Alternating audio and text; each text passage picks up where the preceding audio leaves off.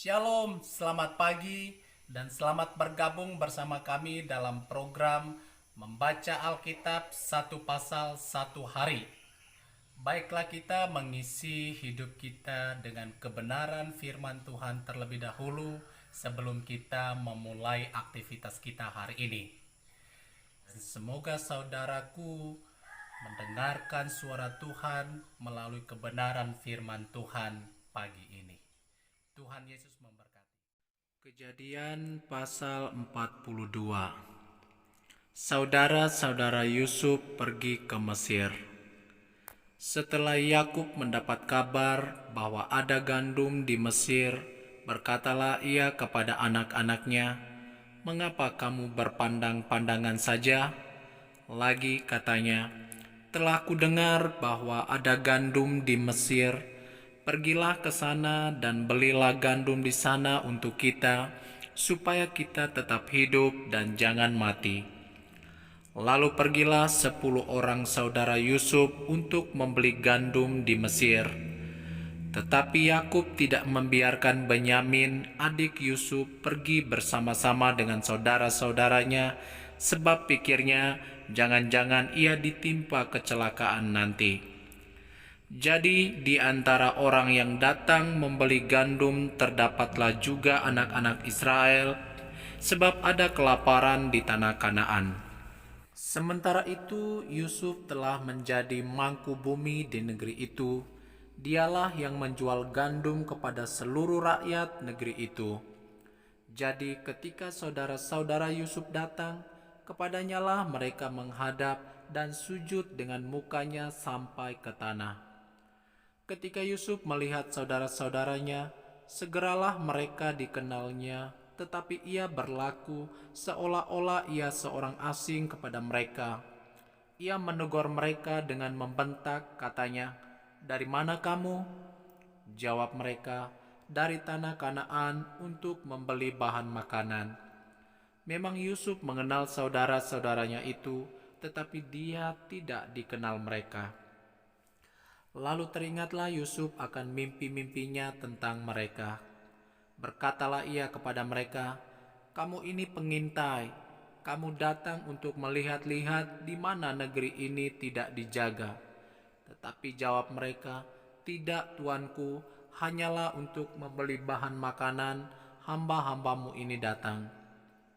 Kami ini sekalian anak dari satu ayah, kami ini orang jujur, hamba-hambamu ini bukanlah pengintai." Tetapi ia berkata kepada mereka, "Tidak, kamu datang untuk melihat-lihat di mana negeri ini tidak dijaga." Lalu jawab mereka, "Hamba-hambamu ini 12 orang, kami bersaudara, anak dari satu ayah di tanah Kanaan, tetapi yang bungsu sekarang ada pada ayah kami, dan seorang sudah tidak ada lagi." Lalu kata Yusuf kepada mereka, "Sudahlah, seperti telah kukatakan kepadamu tadi, kamu ini pengintai. Dalam hal ini juga kamu harus diuji. Demi hidup Firaun, kamu tidak akan pergi dari sini jika saudaramu yang bungsu itu tidak datang kemari. Suruhlah seorang daripadamu untuk menjemput adikmu itu, tetapi kamu ini harus tinggal terkurung di sini. Dengan demikian perkataanmu dapat diuji apakah benar, dan jika tidak, demi hidup Firaun, sungguh-sungguhlah kamu ini pengintai." Dan dimasukkannyalah mereka bersama-sama ke dalam tahanan 3 hari lamanya. Pada hari yang ketiga berkatalah Yusuf kepada mereka, "Buatlah begini, maka kamu akan tetap hidup. Aku takut akan Allah. Jika kamu orang jujur, biarkanlah dari kamu bersaudara tinggal seorang terkurung dalam rumah tahanan, tetapi pergilah kamu, bawalah gandum untuk meredakan lapar seisi rumahmu. Tetapi saudaramu yang bungsu itu haruslah kamu bawa kepadaku, supaya perkataanmu itu ternyata benar dan kamu jangan mati." Demikianlah diperbuat mereka. Mereka berkata seorang kepada yang lain, "Betul-betullah kita menanggung akibat dosa kita terhadap adik kita itu. Bukankah kita melihat bagaimana sesak hatinya, ketika ia memohon belas kasihan kepada kita, tetapi kita tidak mendengarkan permohonannya. Itulah sebabnya kesesakan ini menimpa kita. Lalu Ruben menjawab mereka, "Bukankah dahulu kukatakan kepadamu, janganlah kamu berbuat dosa terhadap anak itu? Tetapi kamu tidak mendengarkan perkataanku. Sekarang darahnya dituntut daripada kita." Tetapi mereka tidak tahu bahwa Yusuf mengerti perkataan mereka, sebab mereka memakai seorang juru bahasa. Maka Yusuf mengundurkan diri dari mereka, lalu menangis. Kemudian ia kembali kepada mereka dan berkata-kata dengan mereka. Ia mengambil Simeon dari antara mereka, lalu disuruh belenggu di depan mata mereka. Sesudah itu Yusuf memerintahkan bahwa tempat gandum mereka akan diisi dengan gandum, dan bahwa uang mereka masing-masing akan dikembalikan ke dalam karungnya, serta bekal mereka di jalan akan diberikan kepada mereka. Demikianlah dilakukan orang kepada mereka itu. Sesudah itu mereka pun memuat gandum itu ke atas keledai mereka, lalu berangkat dari situ. Ketika seorang membuka karungnya untuk memberi makan keledainya di tempat bermalam, dilihatnyalah uangnya ada di dalam mulut karungnya. Katanya kepada saudara-saudaranya, "Uangku dikembalikan, lihat ada dalam karungku." Lalu hati mereka menjadi tawar dan mereka berpandang-pandangan dengan gemetar serta berkata, "Apakah juga yang diperbuat Allah terhadap kita?"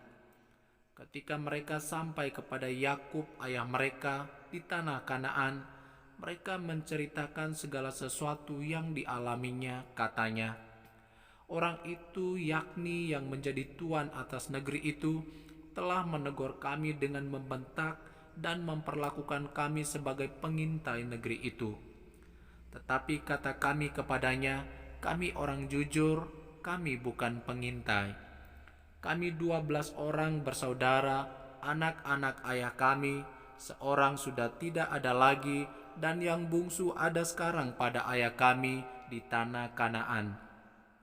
Lalu kata orang itu, yakni yang menjadi tuan atas negeri itu, kepada kami, "Dari hal ini aku akan tahu apakah kamu orang jujur.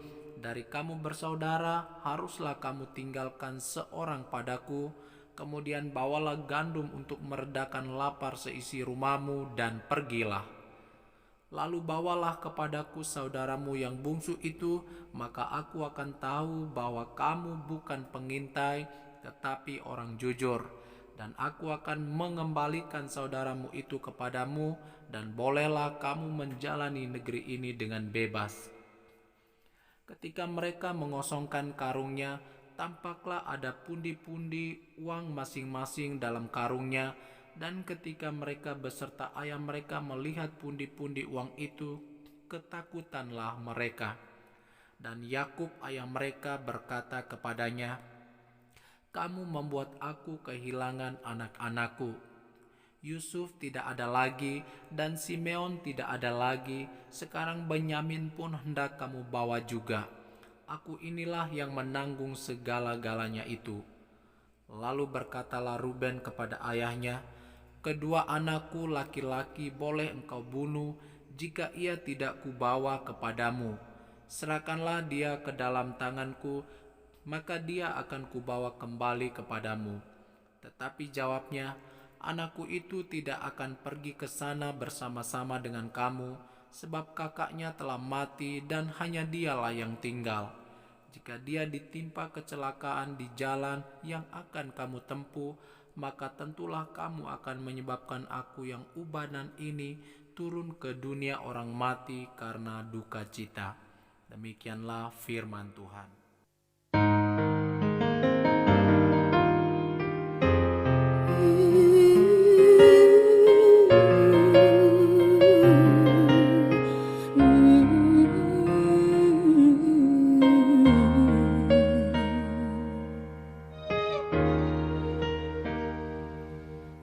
Namamu selalu ku sebutkan di dalam doa dengan penuh penyembahan.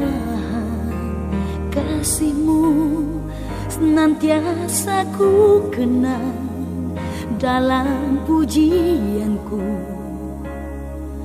Dengan kerinduan ku rindu, dunia pun merasakan kasih yang ku rasakan dari-Mu Yesus Tuhan. Ku rindu semua yang Kau lakukan, membuat dunia mengerti Kau menunjukkan Allah itu kasih.